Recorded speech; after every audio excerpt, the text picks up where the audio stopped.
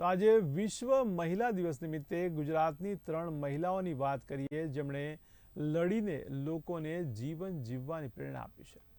ત્યારે કેતકી જાનીએ ઉંદરી જેવા વાળ ઉતરી જવાની બીમારીનો સામનો કરી પોતાના દમ પર સૌંદર્ય સ્પર્ધા, મોડેલિંગ અને ફેશન શોમાં વગર વાળે માથા પર ટેટુ કરાવીને સૌને આશ્ચર્યચકિત કર્યા હતા અને દુનિયાને પોતાની જાત પર વિશ્વાસ રાખવાનું શીખવાડ્યું।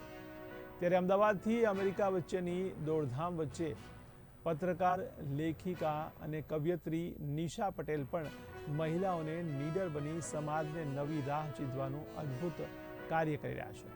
તેમના લેખનમાં સ્ત્રીઓની મનોસ્થિતિ દર્શાવાય છે તો સાથે સ્ત્રીઓને સમાનતા, તેમના અધિકાર મળે તેમજ સમાજમાં દરજ્જો મળે તે માટે સતત પ્રયત્નશીલ છે।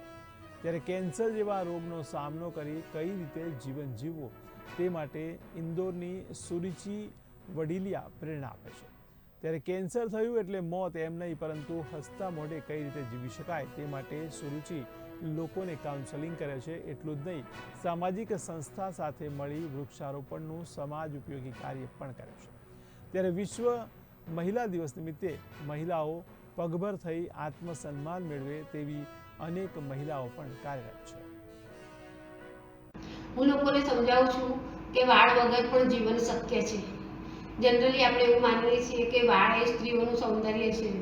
વાળ વગર કોઈ પણ સ્ત્રી કેવી રીતે કોઈને ગમી શકે, કે વાળ સાથે જે આપણું સૌંદર્યનું જે થીમ છે એ સમીકરણ હું નકારું છું અને હું લોકોને સમજાવું છું કે હેરલેસનેસ ઇઝ એબ્સોલ્યુટલી ઓકે। આ 2025ના મહિલા દિવસે હું પોતાના ક્ષેત્રમાં હરપળ સંઘર્ષ કરીને આગળ જવા માટે મથામણ કરે છે તેવી સ્ત્રીઓને અભિવાદન અને વંદન કરું છું।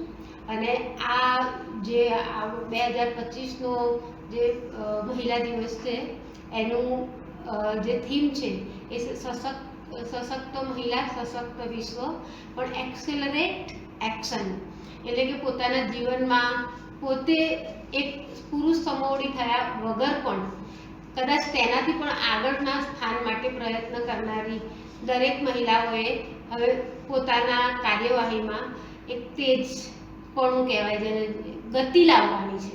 સ્ત્રી અને તેની મનોસ્થિતિ જાણે અજાણે પણ મારા તમામ લેખન કાર્યમાં, ચિત્રોમાં કે બીજી કોઈ પણ કલામાં કેન્દ્ર સ્થાને રહ્યા છે। તો આજે 8 માર્ચ 2025ના દિવસે હું એક નાનકડા પણ નવા વિચાર સાથે આપની સમક્ષ આવી છું। આંતરરાષ્ટ્રીય મહિલા દિવસ આપણે પણ ભારતમાં અન્ય દેશો સાથે ધામધૂમથી ઠેર ઠેર ઉજવીએ છીએ। પૂર્વે પાશ્ચાત્ય સમાજમાં મહિલાઓનું દરેક ક્ષેત્રે ખૂબ શોષણ થતું હતું। તેમને સેકન્ડ સિટીઝન માનવામાં આવતી હતી અને માટે એ સમય દરમિયાન સ્ત્રીઓને પોતાની સમાનતા, સ્વતંત્રતા કે પોતાના તમામ અધિકારો માટે લડવાની જરૂરિયાત ઊભી થઈ અને તેમણે લડત ચાલુ કરી ત્યારે તેમને પણ એ લડતના માટે માન્યતા અને સમર્થનની જરૂર ઊભી થઈ। એટલે તેમણે એ દિવસે મહિલા દિવસ તરીકે ઉજવવાનું ચાલુ કર્યું।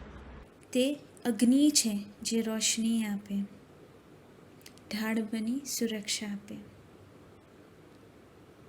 દુઃખમાં યોદ્ધા તો પ્રેમમાં સવારનાર, ઉડવા માટે પંખ આપે, હંમેશા ઊંચી ઊભી રહે અને નિડરતાથી લડે, પોષણ કરે। કોઈ એવો તૂફાન નથી જેને તોડી શકે, કે કોઈ એવો ભય નથી જે હલાવી શકે। મને બ્રેઇન ટ્યુમર છે અને આજે હું ઇન્ટરનેશનલ વુમન્સ ડે પર મારા વિચારો વ્યક્ત કરવા આવી છું। ઇન્ટરનેશનલ વુમન્સ ડે આખા વર્ષમાં ફક્ત એક જ વાર ઉજવાય છે, પણ મારા મતે મહિલાઓને હર એક દિવસે ઉજવવી જોઈએ। એનું સન્માન હંમેશા રાખવું જ જોઈએ. દયાથી નહીં, પણ સમાનતાથી. હા, ચોક્કસ આપણે એને અપ્રિશિએટ તો કરી જ શકીએ છીએ, પણ એની ઉડાનને રોકશો નહીં. એને જીવનમાં આગળ વધવામાં રોકશો નહીં. એનો સાથ સહકાર આપી એને આગળ વધારવો, સંકોચ ન આપો.